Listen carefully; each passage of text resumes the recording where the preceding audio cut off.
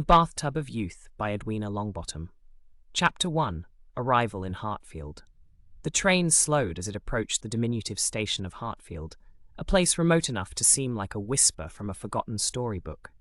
Clara pressed her hand against the window pane, her breath forming a small cloud on the glass. The golden hues of the setting sun spilled over the rolling hills, setting the countryside ablaze with warm, glowing light. She clutched her worn leather satchel, filled with notebooks, pens, and a camera she hadn't quite figured out yet.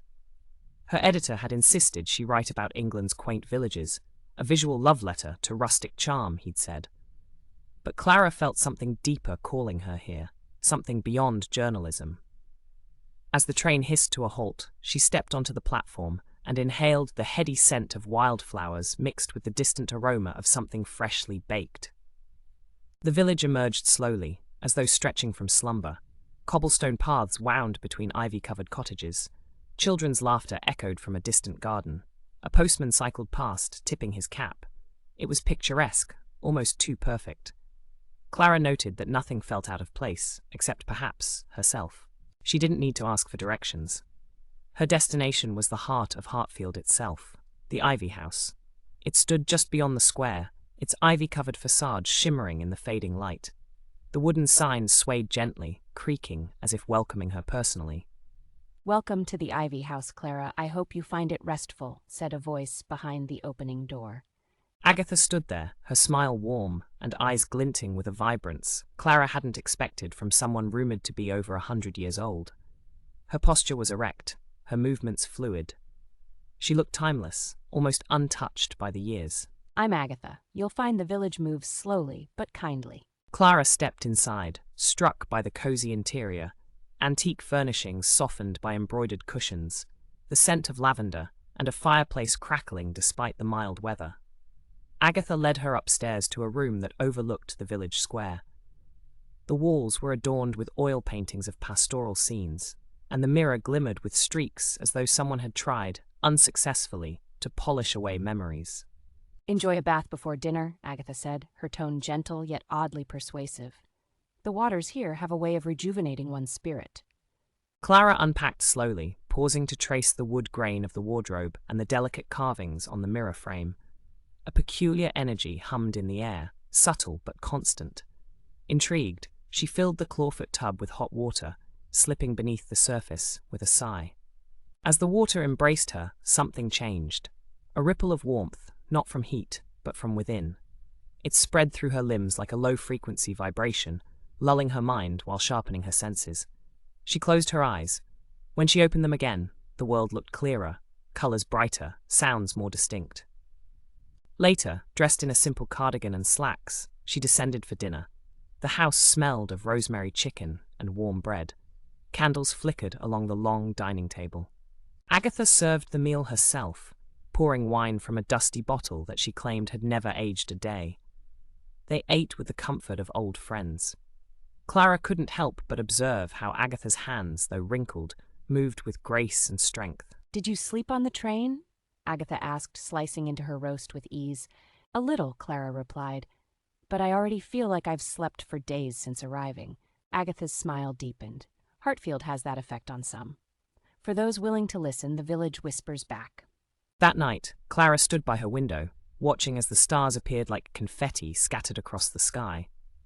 Somewhere in the distance, a nightingale sang. She had been sent here for a story. She had the feeling she might find a legend instead. Chapter 2. The Village Whispers. The morning sun cast long fingers of light through Clara's lace curtains, stirring her from a dream she couldn't quite recall.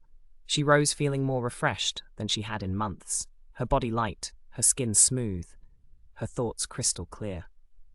She dressed and descended the creaky stairs, where the scent of baked apples and cinnamon greeted her like an old friend. Agatha was nowhere in sight, but a note lay folded neatly on the hallway table. "Explore it, read in neat cursive, and listen." Outside, the village stirred to life. Clara wandered cobbled lanes framed by garden walls heavy with blooms. Each house had a name, not a number: Rose Hollow, Wren's End, Lavender Rise. It was a place that resisted change with quiet defiance. At the bakery, a bell jingled softly above the door as she stepped inside. The air was warm, with yeast and honey. "Good morning, dear," came a voice from behind the counter. Mrs. Hawthorne wore a floral apron dusted in flour. Her cheeks were rosy, her hands deft, her eyes bright with mischief.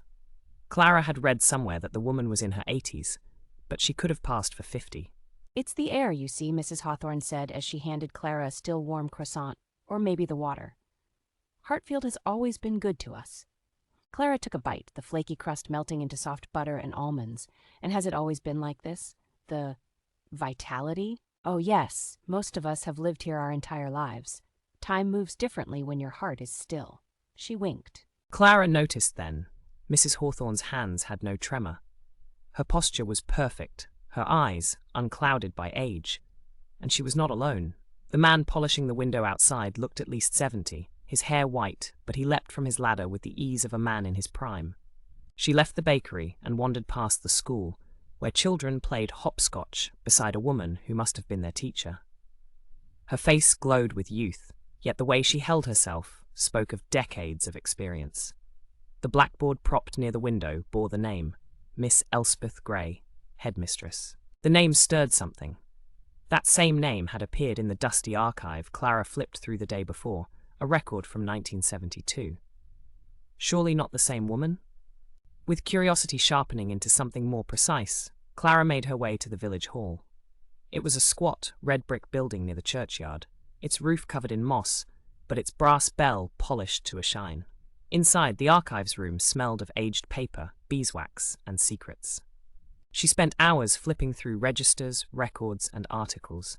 Time blurred, but the pattern emerged like ink rising to the surface of wet parchment. Elspeth Gray, headmistress, recorded since 1968. Thomas Abernathy, postmaster, documented since 1954. Agatha Morton, innkeeper, first mentioned in 1912.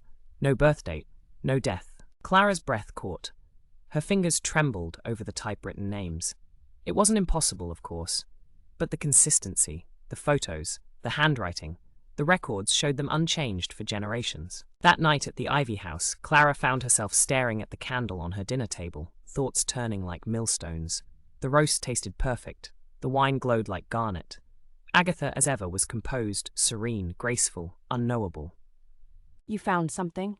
Agatha said casually, as though commenting on the weather. Clara hesitated. Old records, names that haven't changed, faces that haven't aged. Agatha smiled, her eye soft. "What would you do with such knowledge if it were true?" Clara's voice was barely a whisper. I'd ask why. "Then you're further along than most," Agatha said, her tone neither confirming nor denying. "But be warned, Hartfield does not give its secrets to the impatient." Later, in her room, Clara stood before the mirror. She studied her reflection. The lines beneath her eyes were gone. Her skin glowed, impossibly smooth. She hadn't worn makeup in days, yet she looked better than she had in years. The village had changed her, and it wasn't done yet. Chapter 3. Unheard by the herd. The next day, mist clung to Hartfield like a silken shawl, wrapping its lanes and rooftops in ghostly grey. Clara had planned to visit the local woods for photos, but something in the air felt different. The village was quieter, still pleasant, but muted, like a tune played a key too low. She sipped tea alone in the Ivy House drawing room, a notebook open on her lap, but her thoughts danced elsewhere. Her gaze kept drifting to the tall grandfather clock by the hearth, which hadn't ticked once in the days she'd been here. Still, the hour was always correct. After breakfast, she walked through the square, pausing to browse at a second-hand bookshop run by a shy, freckled girl named Miriam. The girl looked no older than 20, yet Clara had seen a photo of her behind the counter, a dated print from 1995. Same eyes, same hair. That afternoon, she returned early to the Ivy House to sort through her notes. She entered through the rear gate, winding past the old hedge garden, when something stopped her. Voices.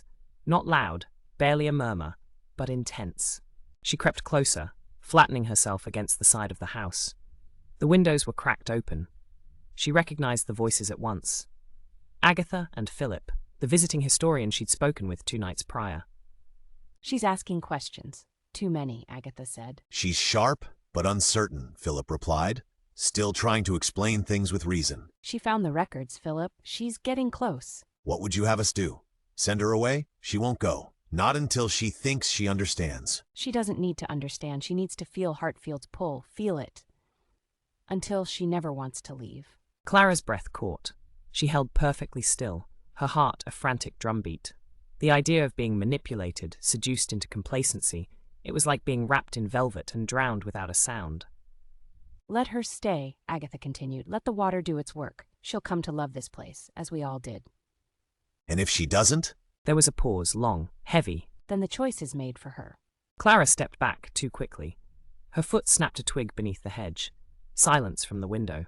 Then a creak, chairs shifting, footsteps. Clara fled around the side of the house, slipping in through the front door, as if she had only just returned from a stroll. She tossed her coat over the banister and forced herself to hum a tune, pretending to flip through a magazine by the fire. Minutes later, Agatha appeared in the doorway, her smile warm but eyes sharp as razors. Lovely afternoon, isn't it? She said sweetly. Clara looked up, masking her nerves. Perfectly lovely. I hope the village hasn't worn you out. Sometimes it lulls you into forgetting the time. Clara smiled in return. I could say the same about the bath. It's intoxicating. Agatha's eyes narrowed ever so slightly. Yes, isn't it just? That night, Clara lay awake in bed, eyes fixed on the ceiling. She could still hear their voices, Agatha's calm resolve, Philip's concerned hesitation. What had they meant by "the choice is made for her"? Was Hartfield a sanctuary or a gilded cage? She slipped from the bed, padded to the mirror, and examined her face again. Youth bloomed where stress lines once lingered. Her eyes were vibrant, her cheeks flushed. She looked like someone who belonged here, and that frightened her more than anything else. Chapter 4. Beneath the Ivy. The following morning arrived under a shroud of low, humming clouds that seemed to press down on Hartfield. Clara woke early, compelled by a gnawing sense of unfinished business. Her dreams had been tangled and unsettling. Whispers in the dark, the feeling of vines wrapping around her wrists, the sound of water rising slowly behind a locked door. She dressed quickly, tying her hair back and lacing her boots with a precision that belied her nerves. The voices she had overheard the night before looped in her mind like a cursed lullaby. Let the water do its work. Then the choice is made for her. Breakfast was already laid out when she descended. Scones, jam, and a pot of tea that smelled faintly of rosemary. Agatha was nowhere in sight, and Philip's coat was missing from the stand. Clara was alone, perfect. She crossed the sitting room, careful not to creak the floorboards, and entered the small hallway that led to the pantry and laundry. The cellar door was at the far end, nearly hidden behind a faded tapestry depicting St. Bridget surrounded by woodland animals. Clara glanced over her shoulder once, then lifted the tapestry. The doorknob was ice cold. She turned it slowly, unlocked. The hinges groaned in protest, as if they too wished to keep secrets buried. She slipped inside and closed the door behind her, instantly swallowed by shadow. The musty scent of damp stone and something faintly metallic filled the narrow staircase. She clicked on her phone's torch and descended step by step. The cellar opened before her like a forgotten chamber of memory. Wooden crates and shelves of dusty preserves stood in neat rows. But Clara wasn't here for peaches or pickled beets. She followed the wall toward the far side of the room, heart hammering. Behind a stack of old firewood, half concealed by cobwebs and a moth-eaten curtain, was the doorway she had found once before. It looked smaller now. Or maybe the shadows just loomed larger. She pushed it open, the heavy wood resisting at first, then groaning reluctantly on rusted hinges. Inside the chamber waited, circular, ancient, eerily quiet. And at its center, the well. It shimmered. Even without a light, the water within the stone well glowed faintly, as though lit from below. Clara approached, feeling that strange hum vibrating up through her soles.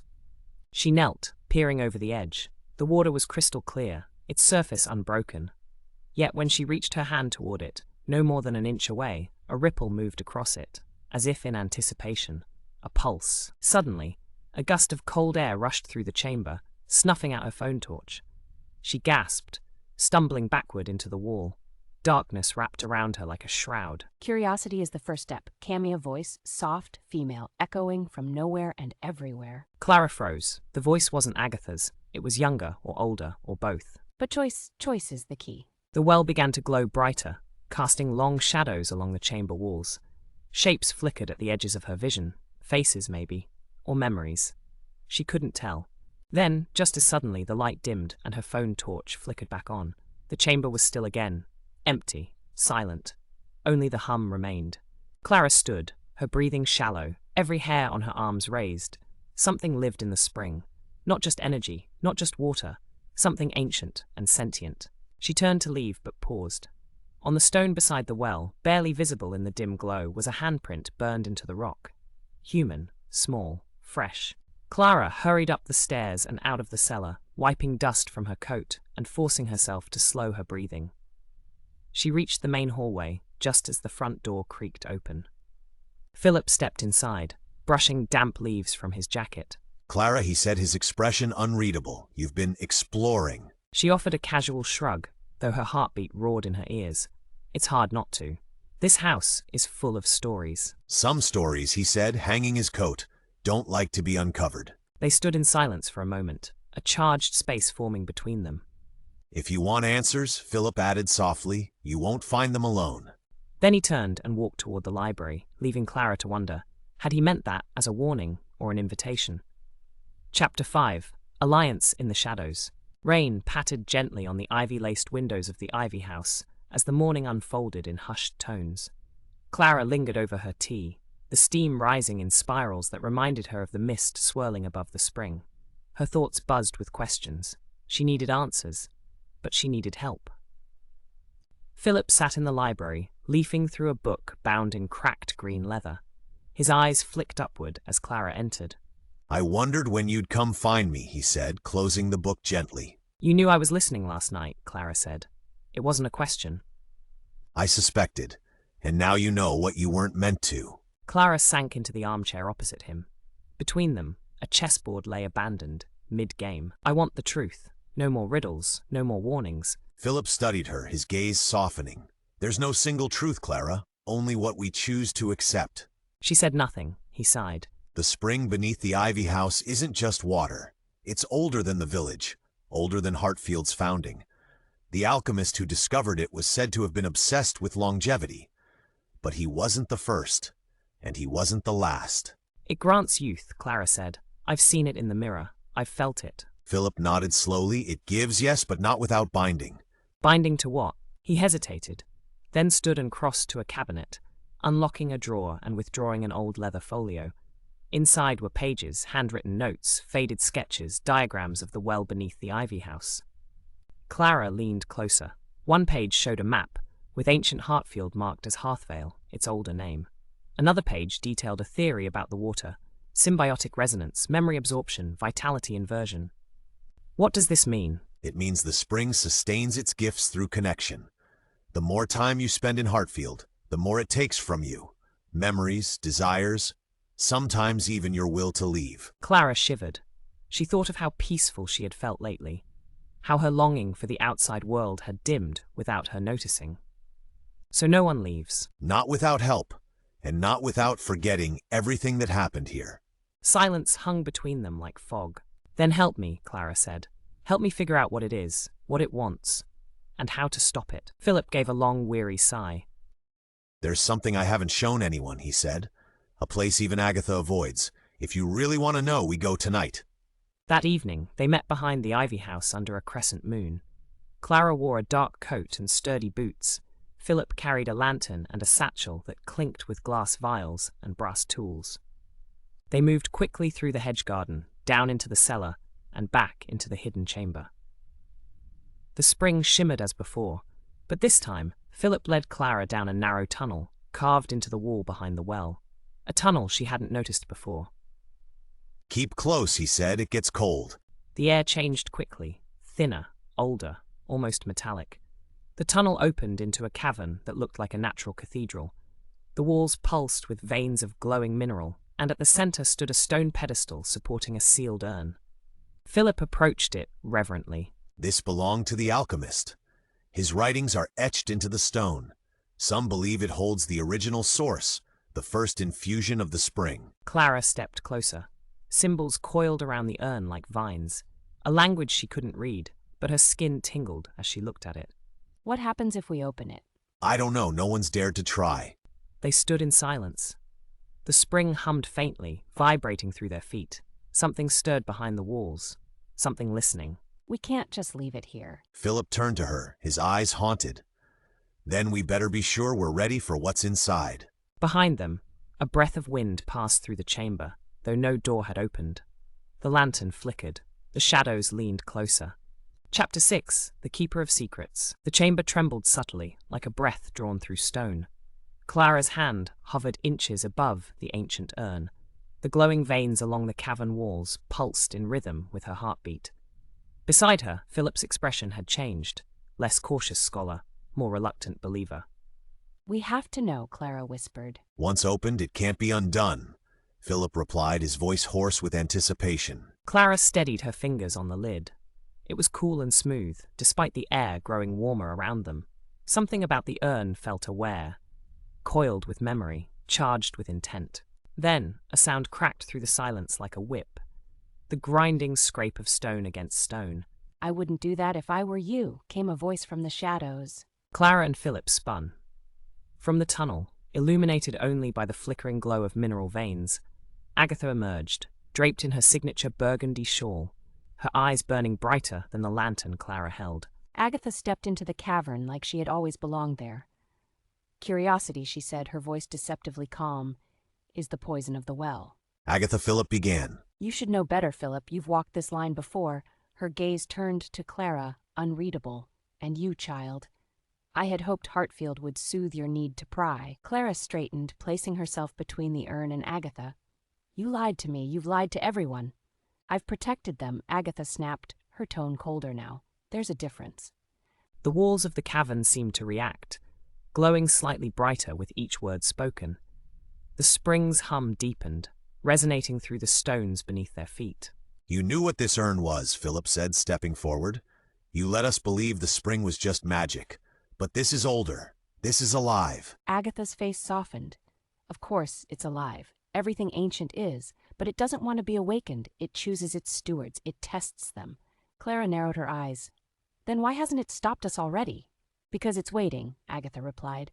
It wants to see who betrays whom. A gust of wind surged from the urn, blowing back Clara's hair and snuffing out Philip's lantern. Only the pulsing mineral glow remained, casting dancing shadows. Agatha's voice dropped, intimate now. Every generation someone tries to open it. Some out of fear, some out of greed. None have succeeded without consequence. Clara's voice was steady. What happens if we open it? You lose what you love most, Agatha whispered. Clara turned to Philip, who looked visibly shaken. She knew he was wavering. The promise of truth weighed against the price of loss. Then Agatha stepped forward, arms outstretched. Come back upstairs, she said gently. Leave the past buried. Let Hartfield remain what it is. No, Clara said, her voice fierce. I didn't come for fairy tales, I came for the truth. In a flash, Clara grabbed the urn's lid, and in the same instant, Agatha raised a hand and spoke a word in a language that split the air like thunder. The chamber convulsed. The floor beneath them cracked, sending a spiderweb of fractures toward the well. Clara fell to her knees, clutching the urn as a howl. Neither wind nor voice echoed through the cavern. Clara, Philip shouted, reaching for her. But it was too late. The lid shifted, just a hair, enough for something to stir inside. A low, resonant hum filled the space, now unmistakably a voice, a chorus, calling names long forgotten. The chamber glowed with new symbols previously invisible, etching themselves into the walls in real time. Agatha collapsed to one knee, her breath shallow. Fools, she gasped, you've woken the memory. Chapter 7. Flight from the Depths. The air inside the cavern turned viscous, charged with a pressure that pushed against Clara's chest, stealing her breath. The glowing veins in the rock now pulsed red, as if blood had begun flowing through ancient capillaries buried deep in the stone. The urn trembled in her hands, not violently, but rhythmically, like a heartbeat. Clara, drop it, Philip shouted, his voice cracking. But she couldn't move. Not from fear. Something stronger was holding her. The sensation that the urn knew her now, that it had found something familiar in her thoughts. A new sound bled into the chamber, faint at first, a whisper rising from the well. It wasn't wind nor water. It was language, foreign, layered, and spoken as if by 1,000 tongues at once. Clara, Agatha's voice pierced the fog of sensation. Let it go. Clara blinked and tore her gaze away from the urn. In a sudden, desperate movement, she released it. It didn't fall, it floated, hovering inches above the pedestal, spinning slowly as glowing glyphs spiraled up from its base. Then the chamber screamed, not with sound, but with vibration. The stone itself shuddered, loose dust falling in sudden bursts. The tunnel behind them groaned like a creature awakening from centuries of slumber. "We have to go," Philip said, grabbing Clara's hand. "Now." Clara stumbled, still half hypnotized, as Philip pulled her toward the exit. Agatha rose to follow, limping as a fresh tremor cracked the wall near the well. The tunnel was no longer smooth and silent. It pulsed with light and sound. Whispers chased them, whispers that spoke Clara's name in tones that turned her blood to ice. They ran. Philip's lantern flickered back to life with a defiant spark, casting distorted shadows that twisted and danced across the rock. Behind them, the urn emitted a low tone, almost mournful. Or was it calling them back? Another quake rocked the tunnel. A chunk of stone crashed down where Agatha had just passed. She cried out and fell to one knee. "Go," Agatha shouted. "Don't wait for me." Clara hesitated, heart torn, but Philip dragged her onward. They emerged into the spring chamber, now fully awake. The water inside the well no longer shimmered passively. It boiled with cold light, casting kaleidoscopic patterns onto the walls. As they reached the cellar stairs, a final tremor knocked them both to the ground. Clara twisted mid-fall, barely managing to shield her head. The door at the top of the stairs slammed shut, then flung open again with an unnatural force. They scrambled upward, breathless and shaken, collapsing into the dim hallway of the Ivy House. For a long moment, neither spoke. Clara coughed, her voice hoarse. "What did we wake up?" Philip's eyes were wide with terror. Not a what, a when. Footsteps echoed behind them. Agatha emerged from the stairwell, pale and bleeding from a cut above her brow. But her gaze burned. "You foolish children," she hissed. "Do you have any idea what you've done?" Clara stood trembling. "What is it?" Agatha drew in a ragged breath. "It's not just the spring, it's a memory vault. Hartfield doesn't just preserve life, it stores it. Every thought, every face, every betrayal, locked down there." Philip whispered, "And we just gave it a key." Outside, the wind had risen sharply. The village bells rang, though no hand had pulled their ropes. Somewhere deeper in the Ivy House, a clock chimed 13. Chapter 8. Masks in the Village. Dawn never came properly the next day. Hartfield lay beneath a sky the colour of ash, clouds swollen and unmoving. The village felt suspended, caught between yesterday and something not quite now. Clara stood by the front window of the Ivy House, watching as familiar villagers passed in eerie mechanical rhythms. A boy threw a stick for his dog, but never smiled. Mrs. Hawthorne swept her stoop repeatedly, the same exact motion, the same exact stroke. "They're not blinking," Clara whispered. Philip joined her, pale and grim. "I noticed that too, and look at the postman." Thomas Abernathy, postmaster since 1954, was making his rounds, but pausing at every gate for exactly 3 seconds. Not 2, not 4, 3. His steps too even, his gaze too still. "They're in some kind of trance," Clara said, "like they're synced." "The memory is spreading," Philip muttered. "It's not just a thing we woke up. It's a system, a consciousness. It wants to remember and control everything." They watched as a group of schoolchildren walked past in single file, hands folded, eyes forward, unnervingly silent. At the front of the line, Miss Elspeth Grey turned her head in a slow, precise motion and stared directly at the Ivy House window. Clara flinched. "She saw us." No, it saw us through her. Agatha had vanished sometime after dawn, her room empty, her coat gone. But the basement door now bore deep gouges in the wood, as if someone had tried to scratch their way back in. Clara paced the sitting room, while Philip laid out books, folios, and loose pages across the dining table. He flipped between hand-drawn maps and alchemical diagrams. "If the urn released the vault," he muttered, "then maybe there's a counterforce. Something the alchemist feared. A flaw in the mechanism. Everything ancient has one." Clara paused. What if it's not a flaw we're meant to find, but a memory it wants us to restore? Outside, the church bell rang again, 13 chimes, echoing into the heavy sky. The two of them ventured into the village, trying to stay unnoticed. Every villager they passed turned their head to watch.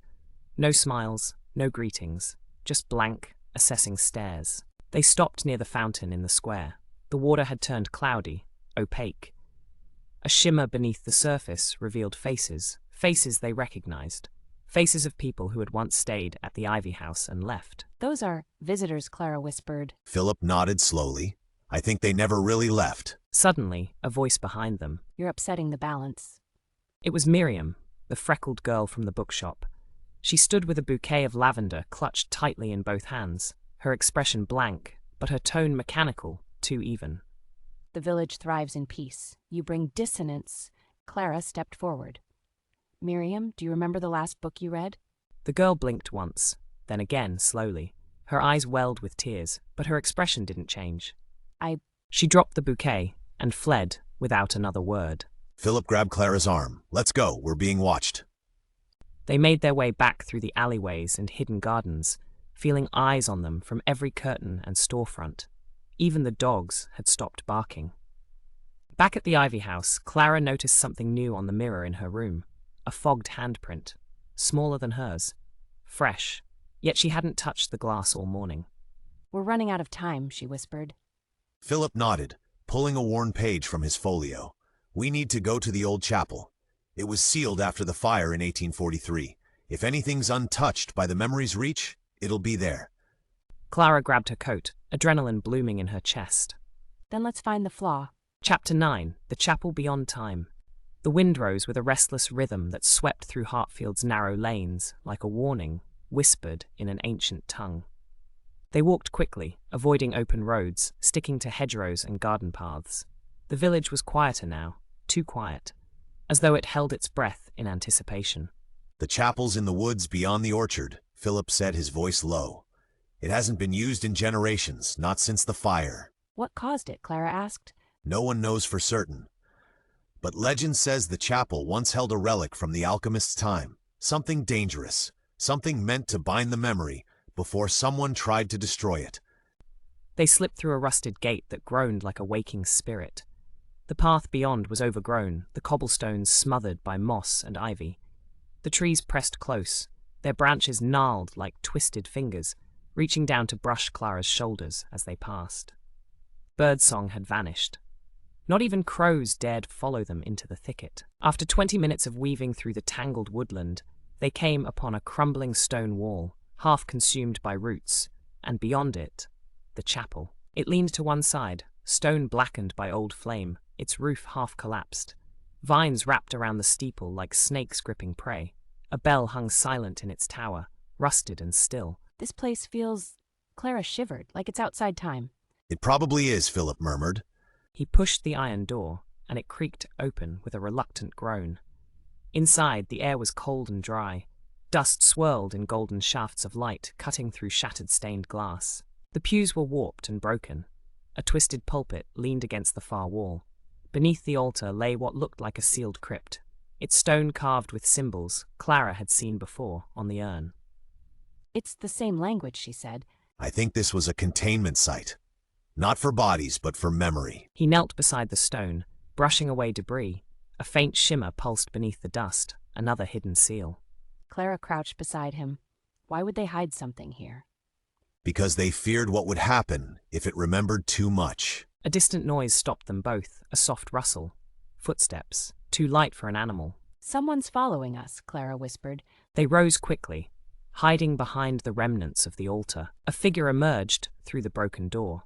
It was Miriam. Her eyes were red-rimmed, her skin paler than before, but her gait was uneven, human, struggling. I don't know how long I have, she said, trembling. It's in my head.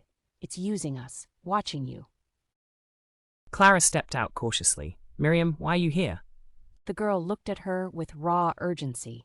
You need to find the tether. It's not just remembering. It's anchoring itself through someone. One person. Philip narrowed his eyes. Who? I don't know. Miriam winced, clutching her head. But it's not what you think. It's not just a place. It's someone. Suddenly, her eyes rolled back and her body convulsed. She dropped to her knees, gasping. Run, she choked before it... A screech echoed through the woods, inhuman, electric. The chapel walls shook, dust raining down like ash. The pulsing seal beneath the altar flared bright, then darkened. Miriam slumped to the floor, unmoving. Clara rushed to her side. She's alive, she whispered. Barely. Philip grabbed her arm. We can't stay, not now. But we know more than we did. They staggered out of the chapel as the light dimmed further. the bell above creaking slightly, as though something within had stirred. Behind them, in the dust where Miriam had fallen, new writing shimmered into being. One must remember for the rest to forget. Chapter 10. The Tether. Night returned with unnatural speed as Clara and Philip carried Miriam through the woods. The clouds hung motionless above, casting Hartfield in a permanent twilight. Shadows stretched longer than they should. The trees no longer felt like trees, they felt like watchers. Back at the Ivy House, they laid Miriam on a sofa in the drawing room. Her breathing had stabilized, but she remained unconscious. Her fingers twitched every few minutes, as if dreaming against her will.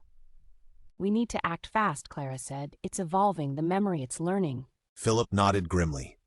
And if it's using someone as a tether, that means the whole network is rooted in one host.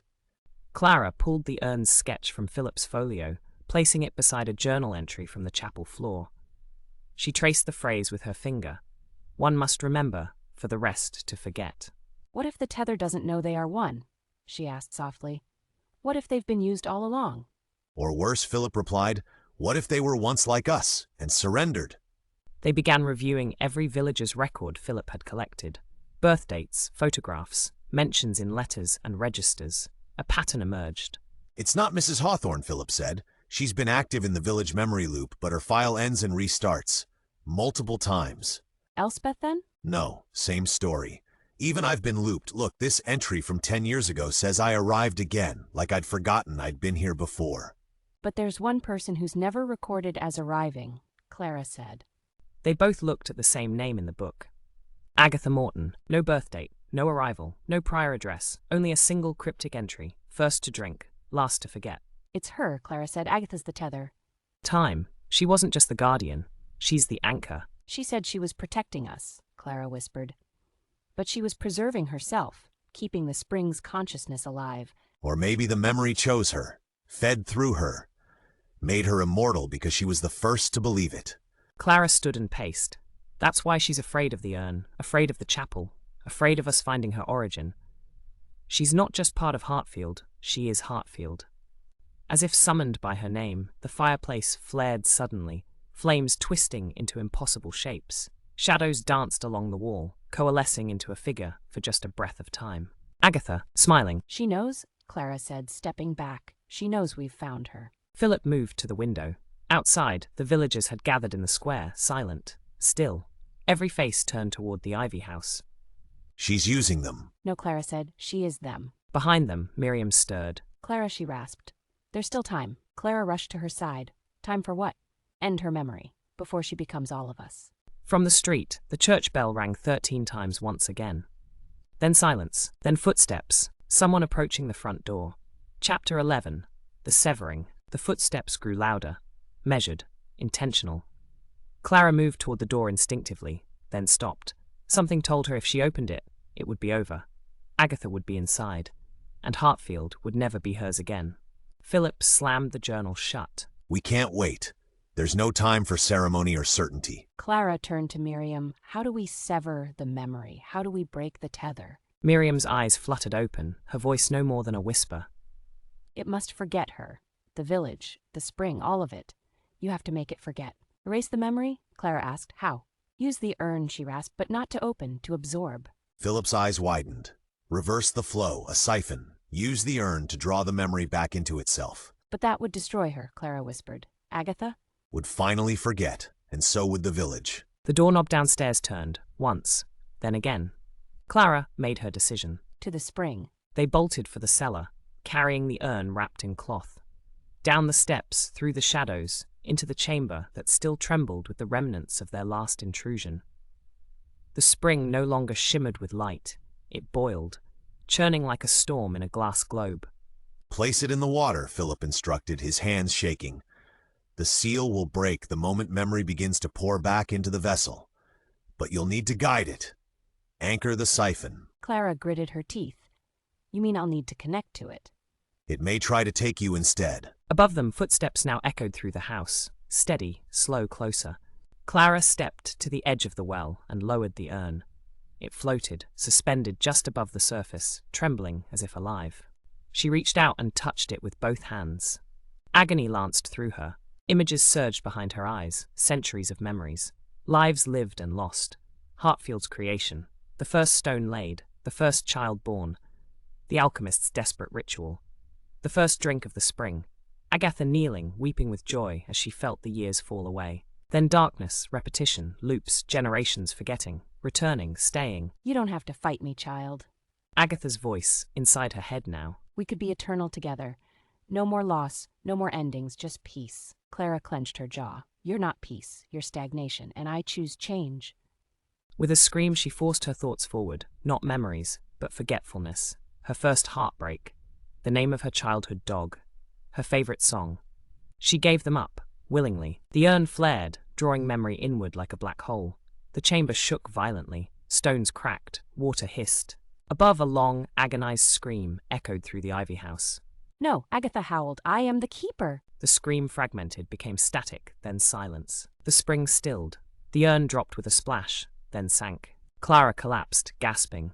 Philip caught her as she fell. It's done, he whispered. She's gone. And so was the weight in the air, the hum, the presence. They emerged from the cellar into a different world. Outside, the villagers stood blinking in the square, confused. Alive. Separate. Thomas Abernathy scratched his head, staring at the post in his hand, like it belonged to someone else. Mrs. Hawthorne burst into tears for no reason she could name. The schoolchildren laughed. Philip looked to the sky. Listen, he said. Birdsong. Chapter 12, The Last Memory. The Secret of Hartfield, Expanded Edition. Hartfield breathed again. The clouds cleared by late morning, revealing a sky as blue as stained glass before the fire. The village returned to its quiet rhythms, not rigid, not haunted, just peaceful. Clara stood at the edge of the village green, watching as life unfolded like a forgotten melody finding its tune. Children played without shadow. Laughter came from the bakery. The postman misdelivered a letter and laughed it off. They're free, Clara whispered. All of them. Philip stood beside her, arms crossed, his face a mixture of awe and exhaustion. For now, the memory's gone, but memories, they leave residue. Echoes. She nodded. But no one remembers her? No one who needs to. This room was empty. Her name gone from the guest book. Her image absent from the framed portraits that once lined the halls. Even the ivy around the ivy house had changed. It grew wild now, as though no longer under anyone's will. Clara returned to her room one last time. The mirror was just a mirror, her face unchanged, but not untouched. She opened her notebook, thumbing through pages filled with careful observations and half-truths. She reached the final blank sheet, pressed her pen to it, and hesitated. I could tell the world, she murmured. The whole truth. Philip appeared in the doorway. You could, he said, or you could let Hartfield heal. Let it be what it always was meant to be. A place where the past rests quietly. Clara closed the book. I'll write about the hills, the scones, the light through the chapel windows. She looked up, but not the spring, not the memory. He smiled. Together, they walked through the village one last time. People waved, some recognized them, some didn't. A few had vague recollections that made no sense. A dream of ivy growing backward, a woman made of whispers. At the train station, Clara paused on the platform. The whistle blew in the distance. You're really leaving? Philip asked. For now, she replied, but I'll be back. He nodded. Hartfield has a way of pulling people home. The train arrived. She stepped aboard. As it pulled away, Clara watched the village shrink into a watercolor painting of soft greens and golden light. She felt lighter, like something heavy had finally been put down. And far below, in the depths of the earth, the springs slept. Still, silent, waiting. The end.